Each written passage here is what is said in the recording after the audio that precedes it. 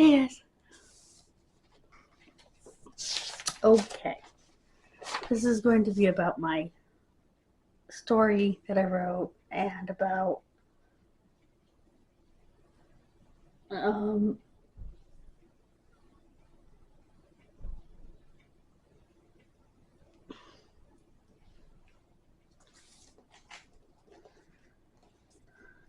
well, I've been watching this channel and I think the stories that they tell are based on true crimes. They just change a couple of details and they change names and place names. And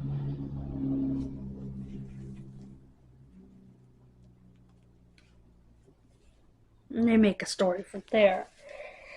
And it's interesting. I'm going to continue watching them today while I edit.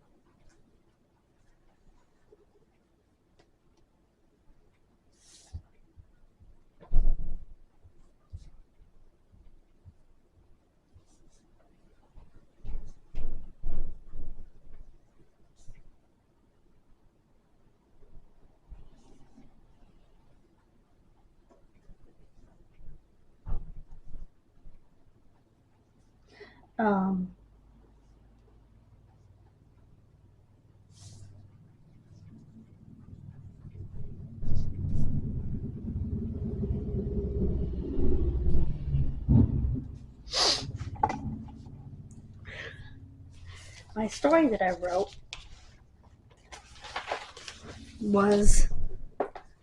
it's called Coming Home, and it's a story about a girl who buys the place that she grew up in as an adult, but it gets weird for her.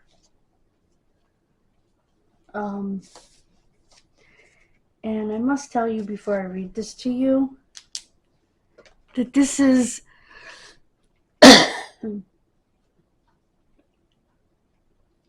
something I've often dreamed about, like literally dreamed about. Is living there again.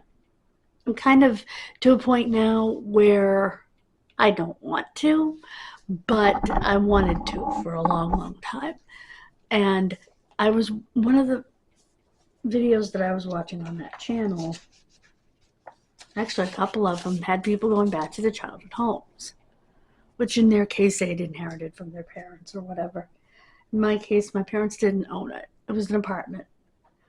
But I still grew up there like any other kid growing up in a house, you know. We weren't people that moved every 2 years. I grew up there. I've shown you the place before. It's actually in the musical beginnings of my videos. You will see a picture of a house in the top right corner, and that's where I grew up, on the bottom floor. Matter of fact, the windows that you see, a set of two is my bedroom window, and the window, I believe it has an air conditioner in it, was my parents' bedroom. My bedroom was actually a sitting room outside of the master. So it didn't have a closet or anything because it technically wasn't a bedroom. Not sure how they rent that as a 3-bedroom today unless they put a closet in that room. That room would make a good nursery, but it's not ideal for most parents as a bedroom for a kid, because the parents literally have to walk through it to go to their bedroom, because they're certainly not going to use the tiny back bedroom at the other end of the house, the opposite end of the house off the living room. It's way too small. It's not a tiny bedroom, but it's way too small for a parent-sized bed. In other words, a queen or a king. You wouldn't get it in there.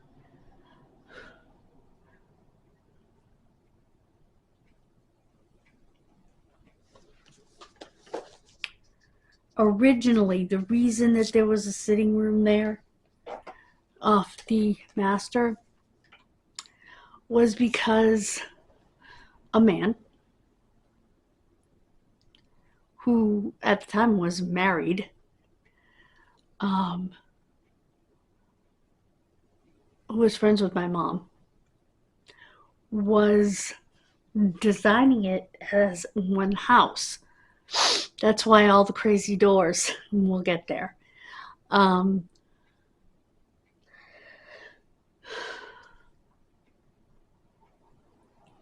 mother was helping him design it for his family.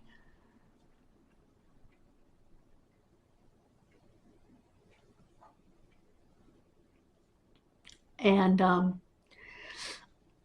because he and his wife would have a master bedroom on that floor, the small bedroom on that floor, and then the other bedrooms would be on the top floor, on the second floor, which became another unit. So it would have been a huge house. It was actually a 3-decker, but top floor was never used, as long as I can remember. I do remember us climbing up the stairs, going up the stairs, past the second floor to the third floor, and peering in like this, and just seeing some stuff in the kitchen, like the landlord's stuff, where he was working on it. He was always working on it when he had the opportunity. I wasn't allowed up there because there was a hole in the floor, and they didn't want me to fall in.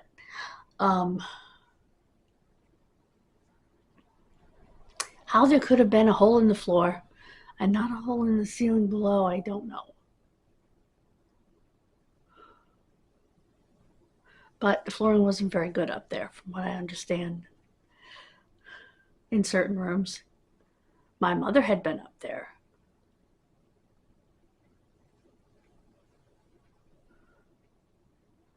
And I don't think my father had ever been up there. Maybe. But my mother had definitely been up there, and a couple of the other ladies had been up there.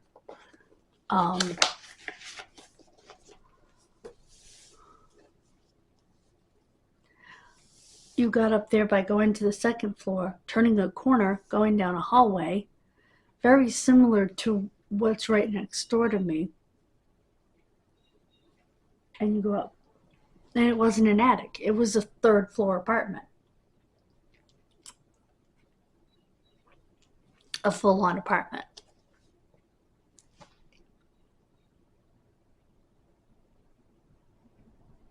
But it wasn't rentable.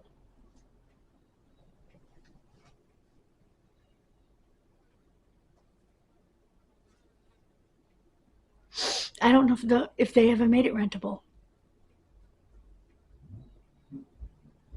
And I'll give you more background as I read this. One day, Amy made her lifelong dream come true. She bought the apartment house she had grown up in. It was in her small rural hometown. She walked in with her first box. It was as if she had stepped back into the early 1980s.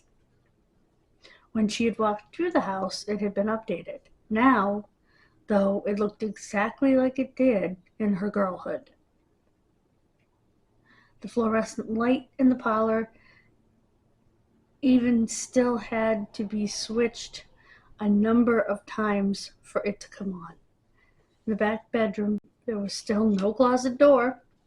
In the room off the kitchen, the paneling was painted white. just as her mother had done. She remembered how the landlord did not believe it could be done. The master office room still had its wood floor and her parents' rug. Both mantels in the master and parlor were decorated, as if by her late mother. In the kitchen, she was so glad to see the cupboard doors in their old country style. She loved the handles and pulls. She noticed all the old doors in the home were no longer covered as they eventually had been. She then went to the second floor apartment. It too looked as it had in her childhood. This was all so weird. Her friend walked in and said, "I would have thought this place would have been updated by now." All Amy could say was, "Me too." As she settled in, she enjoyed her new old space.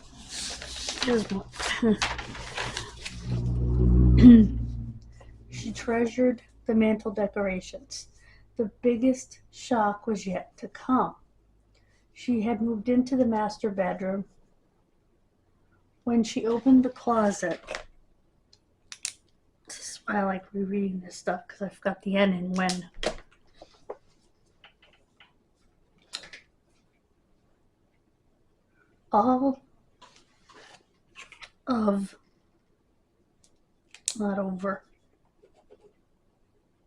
Her parents' things were there. She exclaimed, "What the?"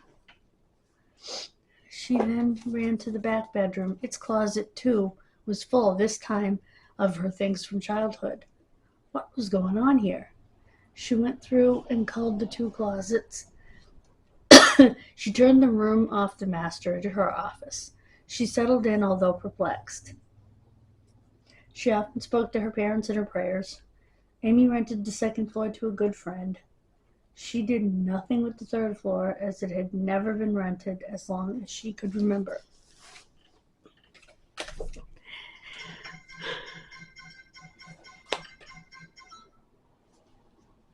In case you couldn't figure that out, Amy is me. It's a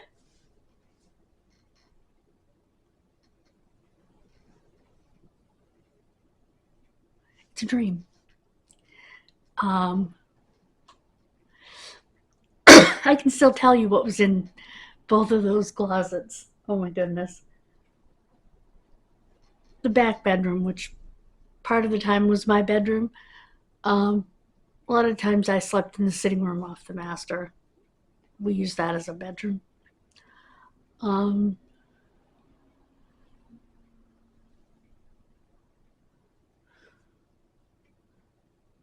The only rooms that had carpet were the living room and the what we called the back bedroom off the living room. It was at the other end of the house entirely.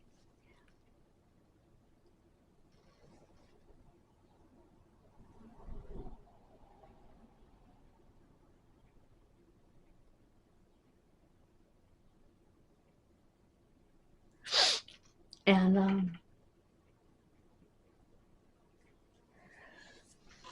I still remember what was in those closets.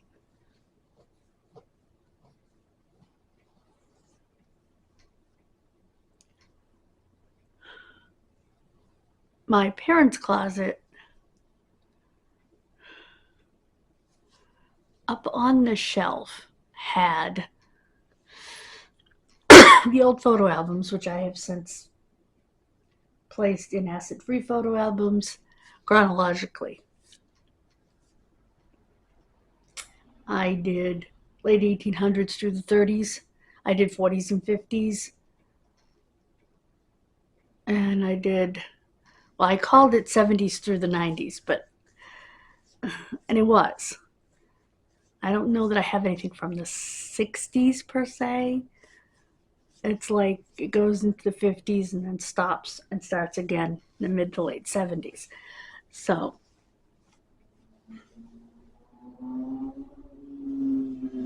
up through the 90s. very early 2000s, then we go into digital. um,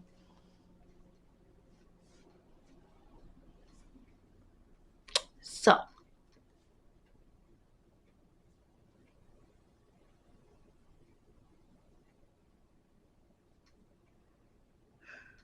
if we had those, there was a needlepoint pillow of my grandmother's. It was black velvet and it was needle pointed. I also had a needlepoint pillow that was given to me by Auntie Sharon, God rest her soul. Don't know what happened to that. I think it got ruined in an attempt to wash it. I could be wrong. My grandmother's unfortunately ended up in a basement and molded. Um, on the floor of that closet was my father's tackle box, and there were several fishing poles. 3 or 4. His and one of them was mine, I believe.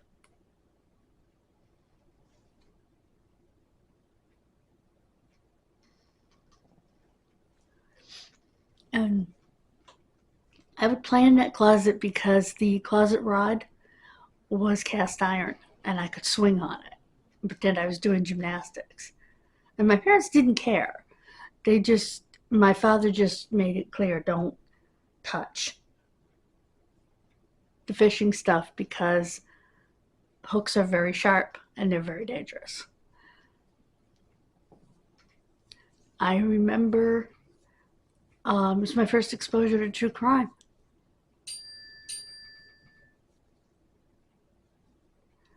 It was in that closet.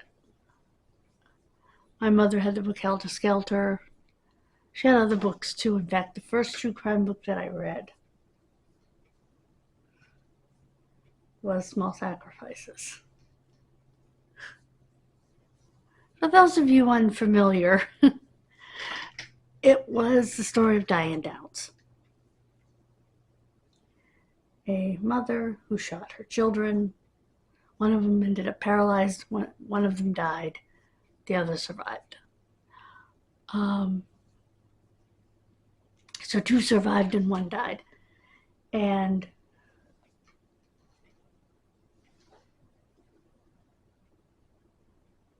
she was pregnant when she went to jail.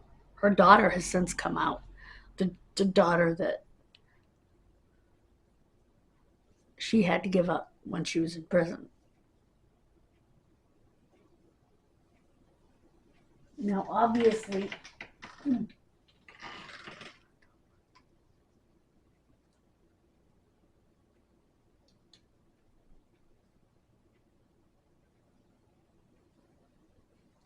um,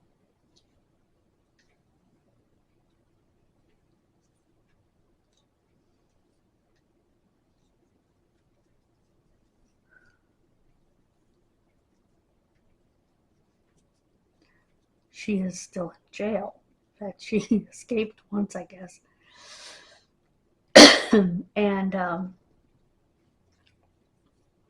didn't last long. The movie about the case starred Farrah Fawcett.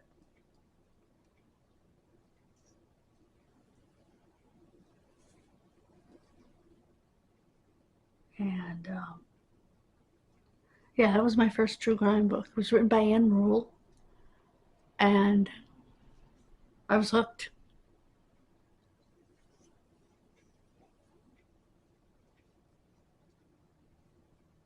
So,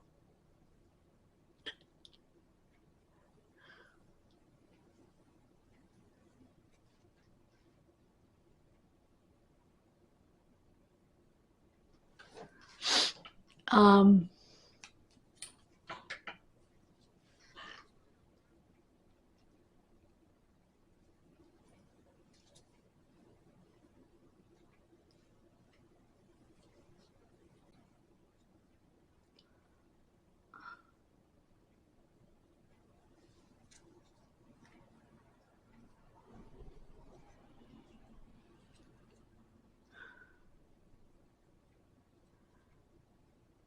I knew everything that was in there. And I guess that's why I wrote it the way I did. And then in my closet, in the back bedroom, which literally, just like I wrote in the fictionalized story, never had closet doors, never. And I actually had a big shelf in that closet, like big, deep, and fairly tall, fairly, wide up and down. And I used to keep books up there.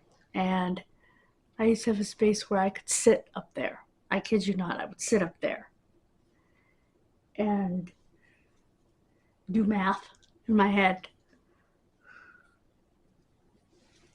that my mother had taught me. 3 times 3 is 9, 6 times 6 is 36, 5 times 5 is 25, And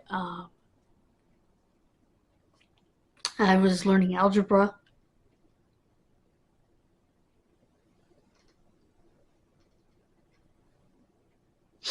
I was not a stupid kid, in spite of what school would like to believe. I would have been so ahead of the curve had I been taught by my mother. Had I had the option to be homeschooled, it just wasn't an option back then. And my closet had clothes in it, of course, as did my parents' closet.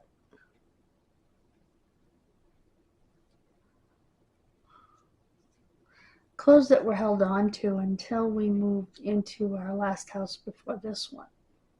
Well, my parents' clothes were, not mine, because they didn't fit anymore. So in my father's suit, we had, which was ancient, my mother's first dress that my father ever bought her.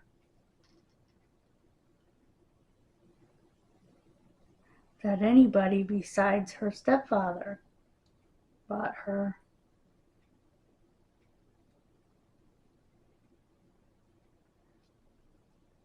It was a 1970s style dress.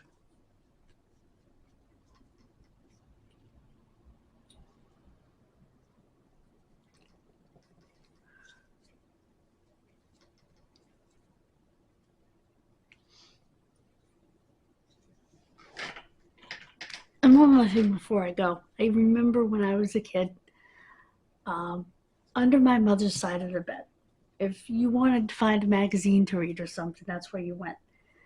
And she used to read Met. And under her side of the bed, I could find old Omni magazines, old Discovery magazines, way before Discovery was a channel.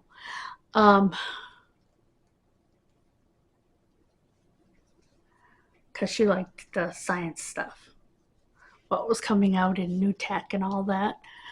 And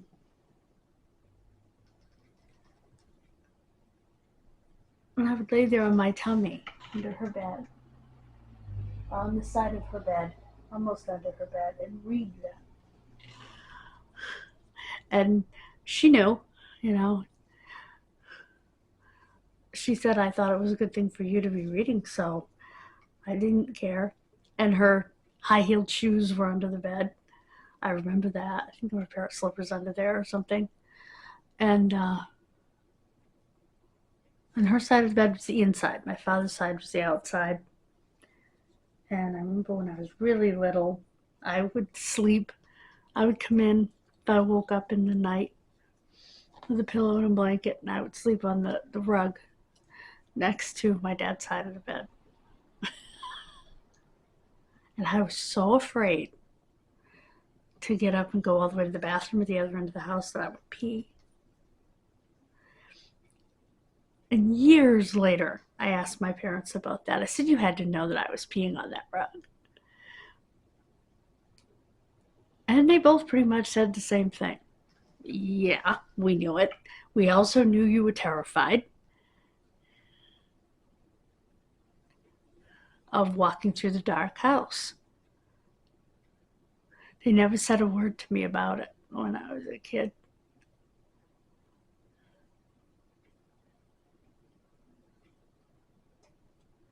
I actually got moved into the room next door to them for a reason when I was little. What was supposed to be the sitting room? Because I was a sleepwalker, and I would sleepwalk from my bedroom at the opposite end of the house into their bedroom. And as I walked across because they had like an area rug that went underneath their bed. That room was the only room that had a wood floor. All the rest either had like linoleum but not the shiny linoleum. Like, the shiny, like no wax.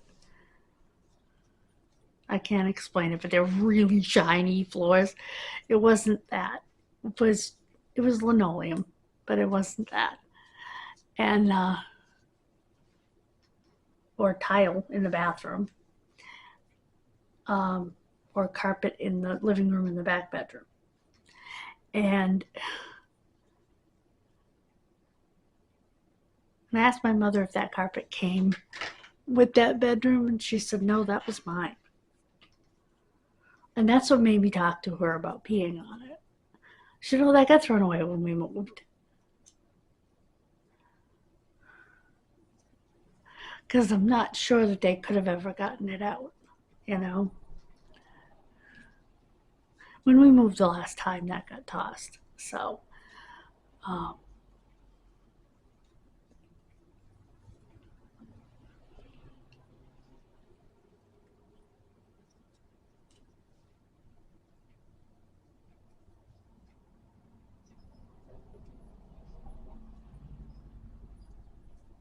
yeah, that house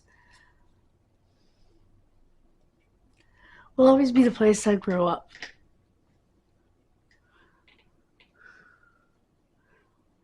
I want those handles, cupboard handles and drawer pulls from the kitchen. And I've actually seen them since then. So they still exist.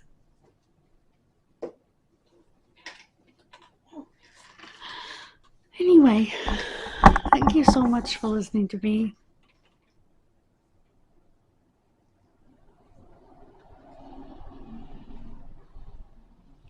And my stories. Bye, guys. God bless you.